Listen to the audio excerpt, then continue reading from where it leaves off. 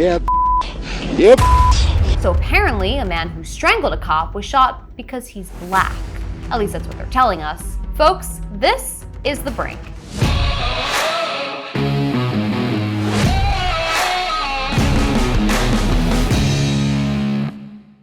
And remember to like, comment, and subscribe if you like me. And if you love me, you can also become a Daily Caller Patriot. And if you hate me, you can also become a Daily Caller Patriot. There is no better way to spend your Saturday evening than hating on someone else, especially me.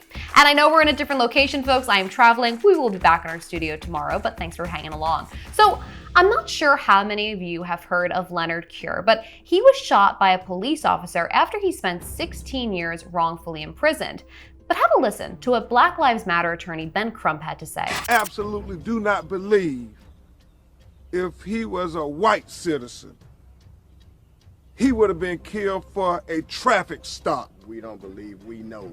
So actually, Leonard Cure was shot and killed because he tried to strangle a police officer. Okay, strangle a police officer on the side of the road after he was pulled over for driving more than 100 miles per hour, okay, putting everybody's lives at risk. And in case you're confused about, which source you should trust, me or the attorney who has made millions of dollars by stoking racial division, take a look at the dash cam footage.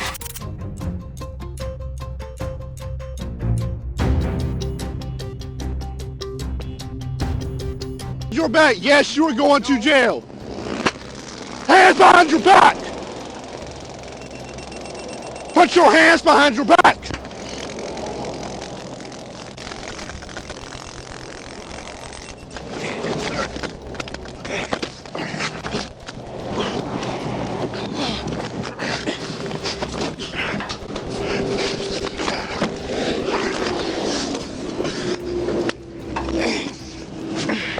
Yeah.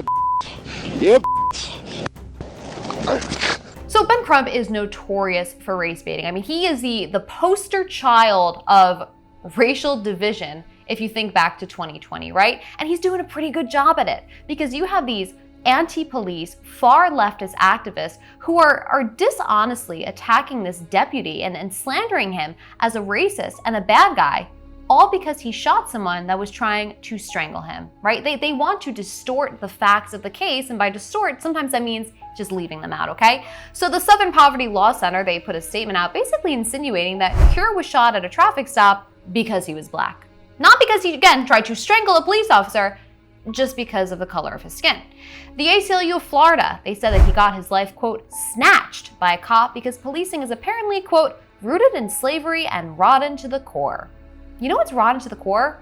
Someone who tries to strangle a police officer. Reuters, NPR, CBS, they all neglect how the incident even began, aka strangling. I can't believe I have to actually say the word strangling so many times just so you guys, if you've unfortunately had to read these other news organizations and they're reporting on this, just so you guys have the story straight. This type of disingenuous coverage, it stokes racial division. It stokes the racial division that we saw in the 90s, the same one that we saw in 2020. But that's what these organizations and people want, okay? They want to create this sense of chaos because it's the easiest way to take control. They can take control of the narrative. They can take control, for instance, during an election cycle, right? If you think back to 2020, Donald Trump was vilified. And I mean, remember when he walked to the church with the book and everyone said, oh my God, he's gassing the protesters, and that wasn't even true, right?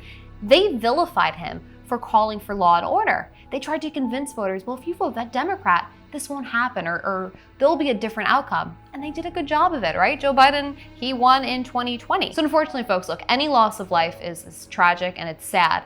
But when you have news organizations disingenuously reporting on this, they are doing a disservice to the American people, and they know what they're doing. Now, I want to shift focus to Ukraine, and no, I'm not calling for more funding, don't worry. But did you know that the CIA actually built up Ukraine's intelligence services, and now they're kind of like, oh no, I think we went too far. So the CIA, they built up these agencies, and now some officials in the CIA and Kyiv, they're actually uncomfortable with how Ukraine has been targeting, Russian civilians, Russian officials, and other, alleged collaborators with the invasion while they're on occupied territory. And this is according to the Washington Post. Now, how did the CIA do this? Well, beginning in 2014, they started to train new recruits, right? Then they began expanding how much intelligence we were sharing with the Ukrainians. And again, this is according to the Washington Post. And since February of 2022, Ukraine has assassinated, they assassinated a pro-war Russia pundit. They blew up a bridge, they attacked a Russian submarine, and of course, officials in the United States are like, yeah, that's justified. But is killing innocent civilians justified? And are we part of that? Or can we just distance ourselves? And I just gotta wonder, when will our CIA, who conveniently trained Osama bin Laden, when will they stop giving their all, right, all their effort to training other countries? And I don't know, maybe just focus on keeping the American people safe, rescuing hostages, working with diplomats, right? There's so many other things they can do for the American people who pay their salaries that doesn't include helping Ukraine assassinate innocent civilians. And last but not least, so some really bad news for Biden and some great news, hopefully, for the rest of America. So Biden is apparently cratering so bad in the polls on inflation that even his handlers don't know what to do. So a Pew survey found that Americans' top priority is strengthening the economy, which means that if voters are voting by way of concern, Biden's out, right? Because this election is going to come down to swing state voters in a few key states, and these voters are pissed, okay? I mean, look, the rest of America's also pissed, but these are the voters that matter if they're pissed, right? Trump leads President Biden 49-35. That is a tremendous margin in key states like Arizona, Michigan, Wisconsin, Pennsylvania, right? All states that Donald Trump lost by very narrow margins in 2020. So that means that even if just a percentage of those margin voters do actually vote and head to the polls in 2024 and don't sit home, Donald Trump is cruising to victory, right? I mean, this is an issue that has been plaguing the United States since Joe Biden took office, right? Bidenomics, it's not really cutting it. And look, maybe that poll kind of shows us why the Department of Justice has been so weaponized and focused on nailing Donald Trump on anything they can get, right? At this point, they're just throwing stuff to the wall and seeing what sticks. Because they know the way that Americans are feeling, Americans don't lie when they tell Pew Survey and all these other outlets what they're feeling. If Donald Trump is still in the race, Joe Biden loses, hands down.